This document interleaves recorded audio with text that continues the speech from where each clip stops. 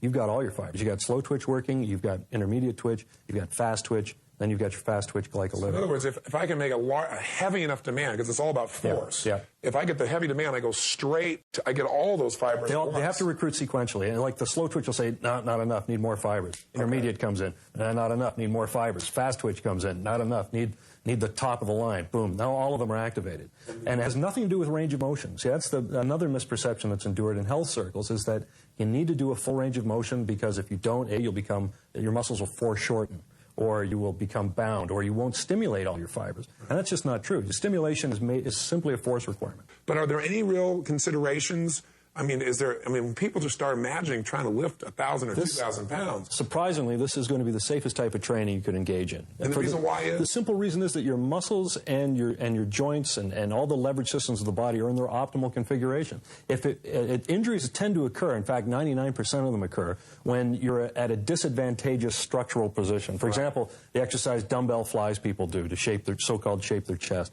They go down and take a dumbbell which can weigh up to 60 pounds in some instances, and they hyperextend at the shoulder joint, and that's a pretty delicate area of articulation there with the shoulder, and that's how you're going to tear a rotator cuff. Your body is not structured to be handling heavy weights or even moderate weights in an exaggerated plane of motion. I mean, that's disadvantageous. And the only reason they're doing that is because they have the theory that if I have the right angle, I'm going to develop this muscle more. Despite the popular imagery of that in a magazine, you cannot isolate your muscle like that. Even your chest, there's a thing called contiguous innervation in the chest muscle, which means when the chest is activated, it's activated. Right. You can't just isolate. I mean, I'm going to do this portion of my calf now with a calf raise, and it doesn't work that way. Right. Pete had a great analogy. We were laughing because we did a seminar once, and a fellow was asking us about muscle shaping. What about dumbbell curls to shape your biceps? And Pete said, well, when you can do Mount Rushmore and your biceps, you let me know. But women are the ones that have the most to gain from it, because throughout their lives, they're not really encouraged to strength train. They're not encouraged to. Maybe aerobics is about as much fitness as most women are told they ought to engage in. Right.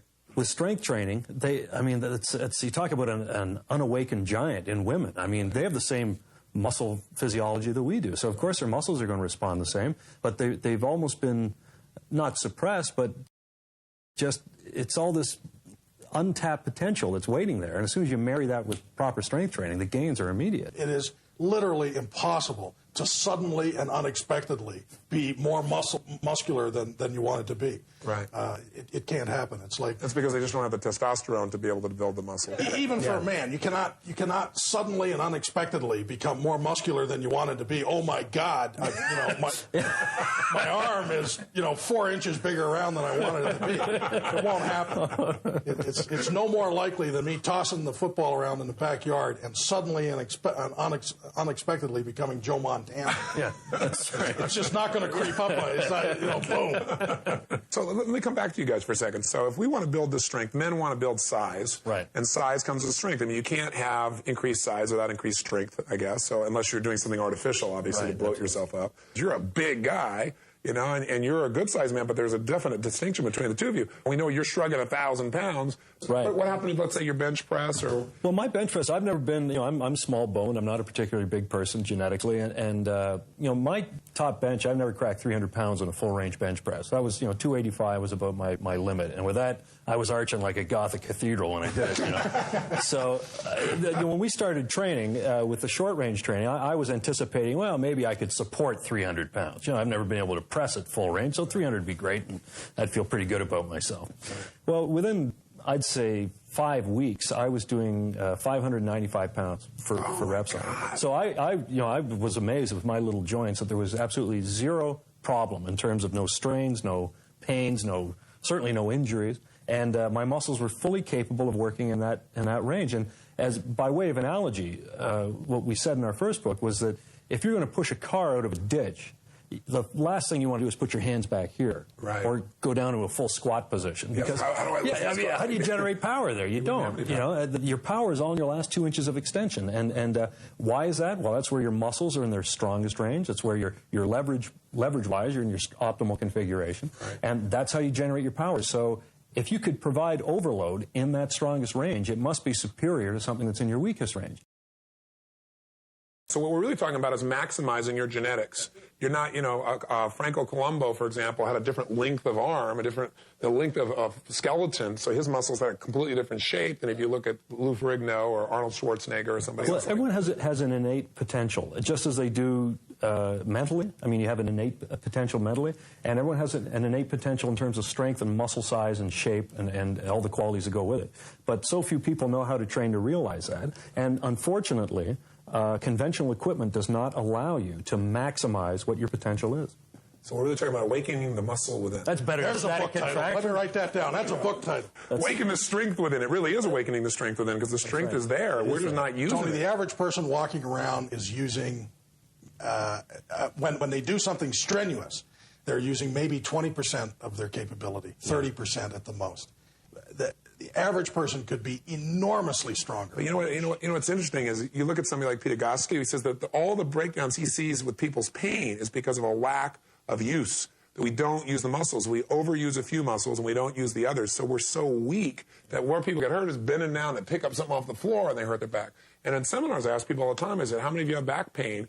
And you get 70% of the room, and you got people in the room that are in their 20s and people in the room in their 40s, It's amazing that we are such a weak culture because we don't make demands. So this is really a way, in my mind, to make every part of you stronger so that you function better. But also, I think there's a huge change in self-esteem when you do two things. When you be the strongest you've ever been in your life, when you do something very few people have ever done, lifting a weight, etc., you look better than you ever have before, and you also know you're smarter because you're doing this in a couple of minutes.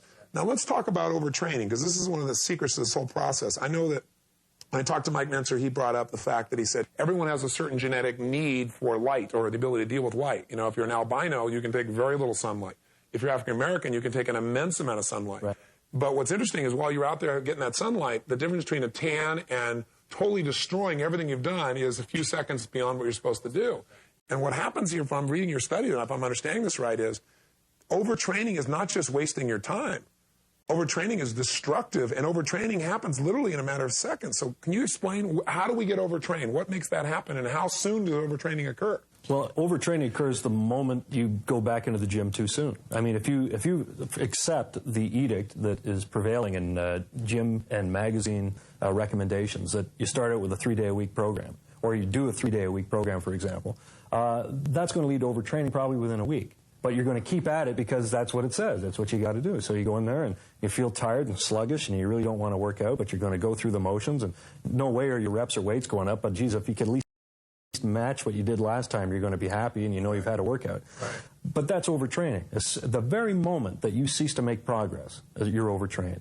And that's your test, isn't it? Absolutely. The minute your numbers don't go up, you're overtrained. Your progress has to be progressive. Remember how you make the muscle grow. It has to be progressive. So when you go back in the gym and you can't improve all of your lifts, you came back too soon. So when you say the measurement is the increase in weight or the increase in time. Exactly. Work in the unit of time. Right. Exactly. Right. And it's one or the other. Either the weight went up or the time you could hold it went up. So either way, you can measure that you've gotten stronger. And if you haven't gotten stronger, then the body hasn't recovered yet. Exactly. And so you're getting in the gym too soon. So now you're tearing down. I don't know if tearing down is the right term because I know that's used and it's not really accurate. Right. But you're going into your reserves. Right.